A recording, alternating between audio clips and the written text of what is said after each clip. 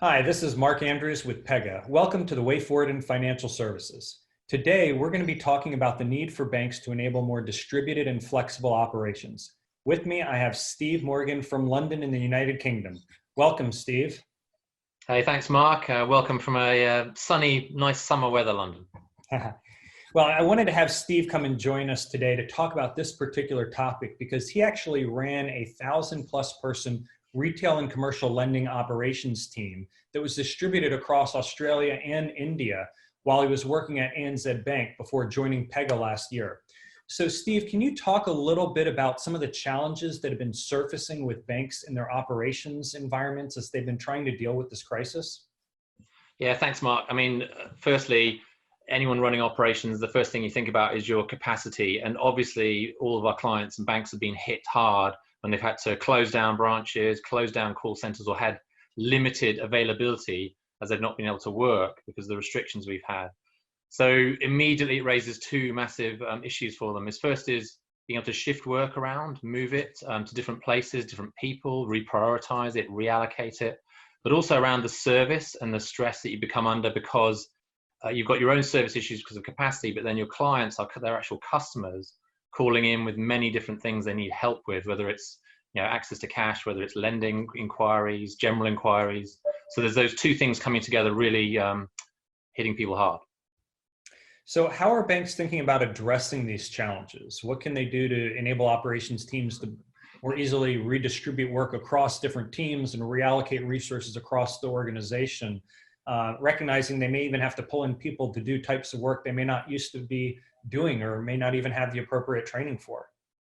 Yeah, I mean, I think straight away you've got to think about two main areas around that: capacity and capability. And firstly, with capacity to be able to meet the service levels is, can you automate more? Can you increase or flex your straight through processing? How easily can you redirect work? How easily can you reprioritize your service levels and your different clients and customers and their needs? And then around capability, can you invest and actually improve your guided processing to get your first contact resolution rate up so you don't have to hand off to so many different areas?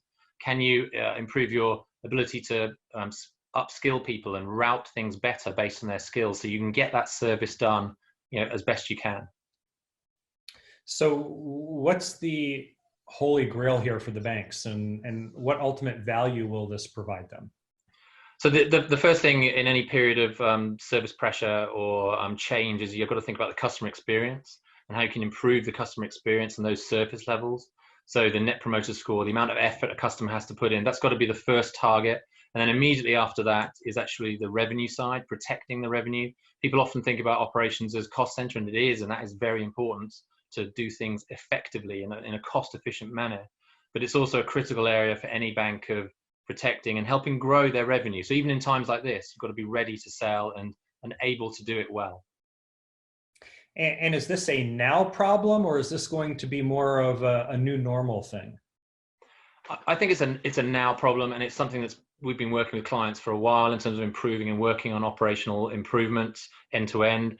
And it's something that's given what we've seen with people having problems with their operations, being able to service through all channels and get things done effectively because of the distributed disruption we've had, then this is actually going to be something that has increasing focus over time and really is an area where Pega can help and where other organizations really need to think about how they can tackle this end to end. So even post-crisis, you expect people are going to want to continue supporting distributed operations and have the flexibility to shift and reallocate work across resources and teams. I think yes, inevitably, and there will be some changes to people the way they set up their operations and how they run it. But also, all of our clients and banks will be thinking about how can they protect themselves from a risk point of view, because of that thinking about that service to revenue to cost chain of effects. And also when policies are changing, external government policies or your own internal bank policies, how can you make sure you're doing the right thing and doing it well?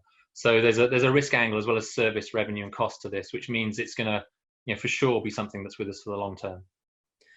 Well, really appreciate those insights, and hopefully it gets people thinking about what the way forward should look like in their operations environments, and even provides thoughts on how banks can start putting in place the platform, the infrastructure, and the tools to enable them to support more distributed and flexible operations moving forward. I appreciate you spending the time with us today, Steve. Thanks, Mark. I'll go and try and find that coffee now. Okay. Take care. Cheers. Cheers.